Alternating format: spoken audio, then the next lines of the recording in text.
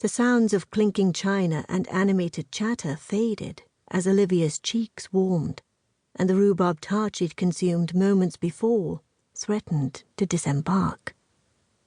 And yet she continued to stare. The gentleman in question raised his glass in salute, sharp blue eyes glittering as they locked on her face. His lips tilted, and the smile swept through her as a spirit might pass through one's body, leaving her breathless. The young man's uncommon good looks assured she would have remembered if they had met before.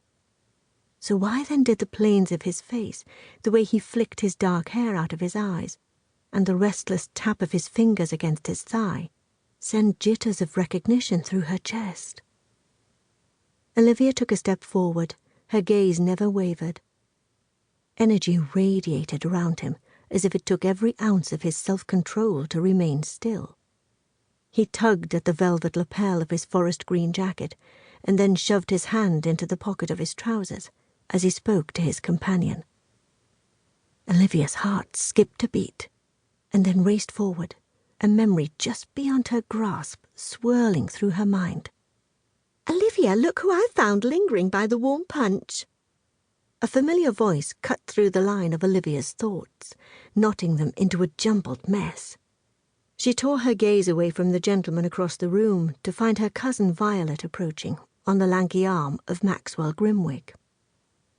Violet tucked a stray crimson curl behind her ear, her lips forming words that to Olivia sounded like gibberish. With a lurch, the room tipped and slid away from Olivia's feet, and she grasped Maxwell's jacket sleeve for leverage. "Miss Brownlow!" Maxwell exclaimed, as he took her by the shoulders and steered her to a nearby chair. "Good heavens, should I get the smelling salts?" Violet's ruffled kerchief smacked Olivia in the face like a lavender-scented laundry bat. With an exasperated yank, she captured the offensive cloth from her cousin's hand and fixed her with a death glare. "Not hardly." Fainting was not something Olivia made a habit of, and she was not about to start now. "No need to get testy. I was simply attempting to revive you," Violet pouted, bending to peer into Olivia's face, as if searching for signs of a fatal malady. "I believe I warned you against that fourth tart." "I'm perfectly fine." She huffed out a sigh, and then softened her tone. "I promise." Since Olivia had no mother yet living, Violet had a tendency to ward over protection. Most times Olivia found her friend's cosseting lovable, but when she dared a surreptitious peek over Violet's chartreuse-clad shoulder and saw the mysterious gentleman had moved on, her frustration spiked. "You don't look fine," Vi proclaimed, hands gripping her corseted waist. Olivia narrowed her eyes at her closest friend, noting the yellowish tinge underlying her rosy freckled cheeks. There was no getting around it. The ghastly lime gown would have to be tossed at the first opportunity.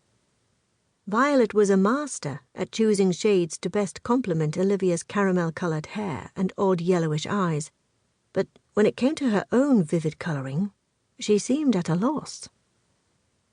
Olivia rose to her feet and smoothed her golden cream-striped skirt. "In any case, the tarts were worth it. They were truly the best I've had all year." Violet giggled. For Olivia, the food was the main attraction at every party. At least that's what she led others to believe. In truth, she would swim the length of the Thames for a slice of chocolate cake. But her ultimate goal at these events had little to do with her culinary obsessions. "Miss Brownlow," Maxwell panted as he rushed to Olivia's side, sweat beads dotting his hawkish nose, "I brought you refreshment." Olivia accepted the warm mug as a bell tinkled, announcing dinner. "Why, thank you, Mr. Grimwig." She took a small sip and lowered her lashes. "I am much restored." The sharp slopes of his cheekbones glowed. "May I escort you to the dining room, Miss Brownlow?" "Of course, Maxwell."